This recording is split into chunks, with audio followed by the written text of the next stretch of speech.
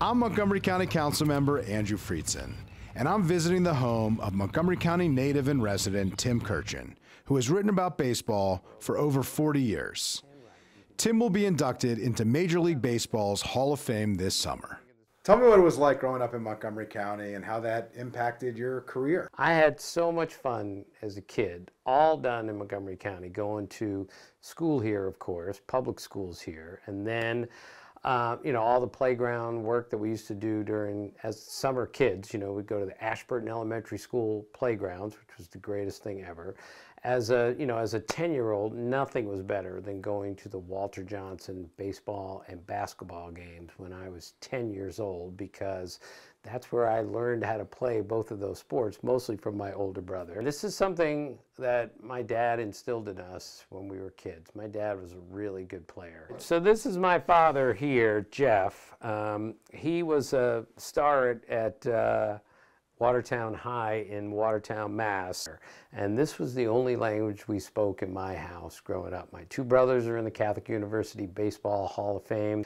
And I played in the Maplewood Basketball League over there and, over near Pooks Hill. So just about everything I've ever done in my life, really important stuff, has taken place in Montgomery County. A lot of WJ stuff all over the place. I've got hats, I've got shirts. I can't even stress enough how much pride I take in having gone to Walter Johnson High School. Tell me about going to a high school named after one of the great ball players in the history of the game. Well, I always felt there was some destiny involved that I went to Walter Johnson High School, because he's the greatest pitcher ever.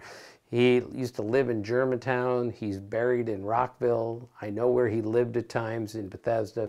The Frederick Keys did a bobblehead of me, which I was not ready for. Of course, this is Walter Johnson, so I keep these two kind of together here. Of course, my bobblehead is actual size, which, and it was really cool for a lifetime baseball fan like me to go to a high school named after the greatest pitcher ever. I worked for the school paper. I've always wanted to be a writer. I was a writer in high school at the pitch, and not a very good writer, but I kind of eventually figured it out. In fact, one of the stories I wrote in high school, one of my gym teachers told me, "Tim, that might be the worst story I've ever read in this high school paper." He said, "I hope you're not planning on making this your life's work."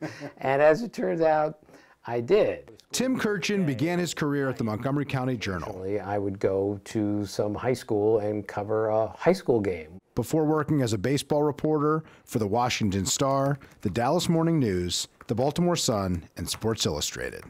He was so engrossed in the game. I love box scores so much that he held a streak that even Cal Ripken would be envious of. I cut out every box score of every Major League game for 20 years without missing a day. From age like 32 to 52, I cut out every box score, taped them in a book like I was 7 years old, because I would carry those box score books with me wherever I went on the road. So I could say, all right, this is how they're using their bullpen, this is how they're platooning at second base. So that's what I did every day without missing a day for 20 years. But this is a Cooperstown bat, and this was assigned to my mother. Mother was a brilliant writer, so even though she wasn't a baseball fan because she grew up in England, she could really write. Kurkjian has become a well-known TV celebrity for ESPN and is one of the most popular voices on the air. He's playing the role of Tim Kurkjian.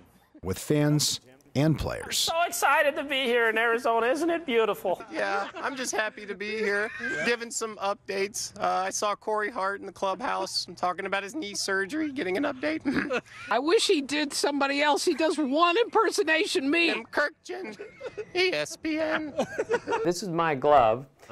This is an A2000, and I wasn't good enough, and we weren't rich enough to have one of these when I was a kid. So. Tim Kurkjian acknowledges he was never as good a baseball player as his brothers or his father. Never wanted to be the story. You're the story. You're the Hall of Famer. Little Tim Kurkjian.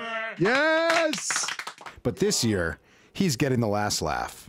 Kurkjian will be inducted into the sports writers wing of the Baseball Hall of Fame in Cooperstown this summer. Now you are in baseball history. You are part of baseball history, and you will be there forever, enshrined there in perpetuity for generations to come. Just talk a little bit about what that means for someone who has dedicated so much of yourself to the game. Well, That's the overpowering, overwhelming feeling. For what it's worth, I was at the Harris Teeter grocery store down the street, and I went there that morning because I was a little bit nervous. I didn't know when the call was going to come, but I thought I was plenty early. So I got the call that I won this prestigious baseball award while I was in line at the self-service counter at the Harris Teeter. I was like dragging a rotisserie chicken through. And Jack O'Connell, the president of the Baseball Writers Association, called me, and I went, oh my gosh, Jack only calls you if you win. So I picked up the phone, and he gave me the news, and I started to cry right there in the middle of the Harris Teeter. I'm sure I'm the only baseball writer that's ever done that. Last year, Tim Kurkjian's idol and local legend, Walter Johnson, had his statue placed at Cabin John Field in Bethesda. Sitting alongside Johnson was the late great sports writer, Shirley Povich. It's just such an honor to be here, and Tim Kurkjian. I attended that ceremony, and so did Tim, who talked about his personal connection to Johnson. Walter Johnson died on December 10th, 1946. I was born on December 10th, 1956. I have this wonderful connection with Walter Johnson, the greatest pitcher of all time. And now they are tied together in another way. Both will be enshrined in baseball's most hallowed ground, Cooperstown. I'm Councilmember Andrew Friedson, reporting.